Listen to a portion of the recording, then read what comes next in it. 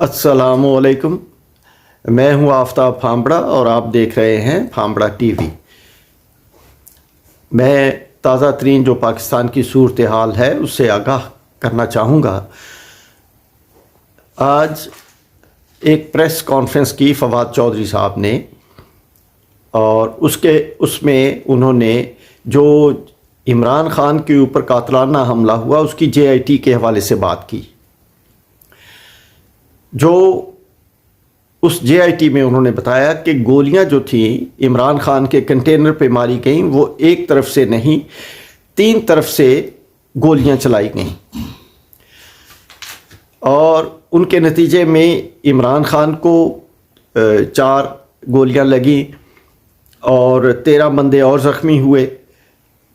لیکن بڑی حیران کن بات جو انہوں نے کہی ہے وہ بڑی حیران کن ہے کہ اس معاملے میں وہاں کے جو ڈی پی او تھے انہوں نے متعلقہ ایس ایچ او سے کہا کہ آپ نے اس سارے سین کی ویڈیو بنانی ہے اور اس طریقے سے کر کے بنانی ہے۔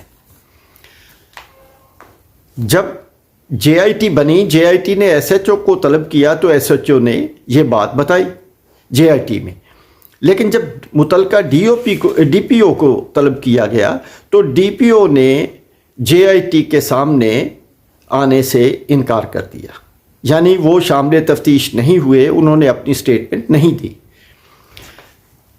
اس طرح جو متعلقہ ملزم نوید تھا اس کی فوری طور پہ ایک فوٹیج سامنے آئی، اور اس میں اس نے یہ بتایا کہ وہ جس سے پتہ چلتا تھا وہ ایک رٹی رٹائی سٹیٹمنٹ محسوس ہوتی تھی، اور اسے پتہ چلتا تھا کہ یہ کسی خاص جگہ پہ بٹھا کے بنائی گئی ہے۔ وہ بنائی گئی تھی سی ٹی ڈی آفس میں، اور فواد چودھری کے مطابق سی ٹی ڈی کے آفس کی جس میں وہ بنائی گئی تھی اس کو اب چینج کر دیا گیا ہے، اس کی رینوویشن کر دی گئی ہے تاکہ وہ بیک گراؤنڈ نظر نہیں آئے۔ جب سی ٹی ڈی کے افسران کو طلب کیا گیا جے آئی ٹی میں تو انہوں نے بھی جے آئی ٹی کے سامنے آنے سے انکار کر دیا۔ اب یہ حیران کن بات ہے کہ ڈی پی او بھی پنجاب گورنمنٹ کے تحت ہے اور سی ٹی ڈی بھی پنجاب گورنمنٹ کے تحت ہے، جو وہ کس طریقے سے انہوں نے آنے سے انکار کر دیا، یا پنجاب گورنمنٹ ان کو کیسے طلب پیش نہ کروا سکی، یا جے آئی ٹی کے طلب کرنے پہ وہ کون سی طاقتیں تھی جو ان دونوں کو جنہوں نے روکا اور وہ شامل تفتیش نہیں ہوئے، انہوں نے اپنی سٹیٹمنٹ ریکارڈ کروانے سے انکار کر دیا۔ یہ بہت اہم بات ہے، کیونکہ پاکستان کے ایک پاپولر لیڈر، میں کہتا ہوں کوئی پاپولر نہ بھی ہو، کوئی عام آدمی بھی جس کے اوپر اس طرح قاتلانہ حملہ کیا جائے تو اس کی بھی صاف اور شفاف تحقیقات ہونی چاہیے، اور جو لوگ بھی اس پہ ملوث ہوں انہیں قرار واقعی سزا دی جائے۔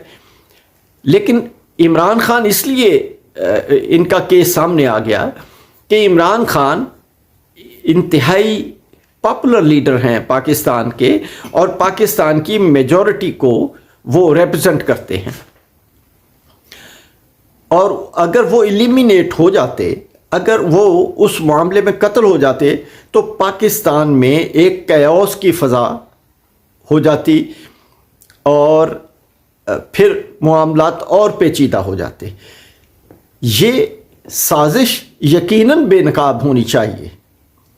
اور پھر اس میں ایک اور بڑا پہلو ہے کہ عمران خان کی جو سابق وزیر اعظم بھی ہیں ان کی ایف آئی آر درج نہیں کی گئی، بلکہ ان کی جگہ پہ پولیس کی مدعیت میں وہ ایف آئی آر درج کی گئی، حالانکہ جو مضروب پارٹی ہوتی ہے وہ اپنا مدعی بنتی ہے اور وہ اپنا کیس پولیس میں درج کرواتی ہے۔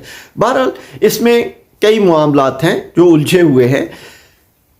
ہم یہ سمجھتے ہیں کہ انشاءاللہ جب یہ سارے جو صورتحال ہے انفولڈ ہوگی تو پھر حقائق سامنے آ جائیں گے۔ چونکہ لیاقت علی خان کا مرڈر ہوا، انہیں قتل کیا گیا، شہید کیا گیا، تو آج تک ان کی وہ جو تحقیقات تھیں وہ سامنے نہ آ سکی. وہ پاکستان کے پہلے وزیر اعظم تھے, انہیں بھی قتل کیا گیا, اور پھر جو قاتل تھا وہ بھی اسی وقت ہی قتل ہو گیا. پھر خیر ذوالفقار علی بھٹو کو تو پھانسی دی گئی, پاکستان کے وزیر اعظم کو, اور وہ سامنے ہے جن لوگوں نے انہیں پھانسی دی اور کسی کو نہیں مانا, بلکہ اس میں یہ حقائق بھی سامنے آئے کہ جو جنرل ضیاء الحق تھے ان کو سعودی عرب میں بلایا گیا اس وقت شاید شاہ خالد تھے, اور انہوں نے خانہ کعبہ میں بیٹھ کے یہ وعدہ کیا. انہوں نے کہا کہ یہ آپ اس کو مارے نہ, ہمیں دے دیں. ضیاء الحق نے وعدہ کیا کہ ہم اس کو نہیں پھانسی دیں گے, لیکن اس نے آتے ہی اس کو پھانسی دے دی. اب وہ وعدہ خانہ کعبہ میں بیٹھ کے کیا گیا تھا, اس کا نتیجہ پھر جہاز کے گرنے اور جنرل ضیاء الحق اور اس کے ساتھیوں کے سڑنے کی صورت میں وہ سامنے آیا. بہرحال ہمیں کوشش کرنی چاہیے کہ ہم اپنے اعمال میں بہتری پیدا کریں, اور ایسے معاملات جو قوموں کے لیے بڑے اہم ہوتے ہیں ان کو اہم ہی رہنے دیں.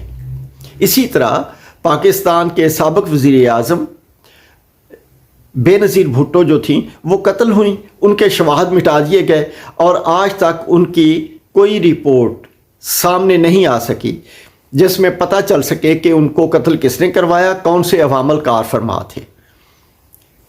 اب پرائم منسٹر جو سابق ہیں عمران خان, ان کے اوپر قاتلانہ حملہ ہوا, ان کی تحقیقات ہو رہی ہیں, اور مختلف لوگ اس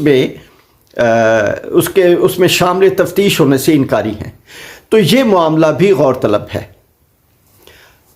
ظاہر ہے کہ یہ معاملہ کوشش کی جائے گی پنجاب گورنمنٹ کی طرف سے کہ یہ معاملہ اپنے قطعی انجام تک پہنچے. ہم سمجھتے ہیں کہ پاکستان میں امن ہونا چاہیے, سیاست امن اور سکون سے ہونی چاہیے, سیاست منشور کے مطابق ہونی چاہیے. ہم کسی کو بھی راستے سے نہ ہٹائیں, بلکہ سیاسی میدان میں ایک دوسرے کا مقابلہ کریں. اس کے ساتھ ہی اجازت چاہوں گا. اللہ حافظ. پاکستان زندہ باد.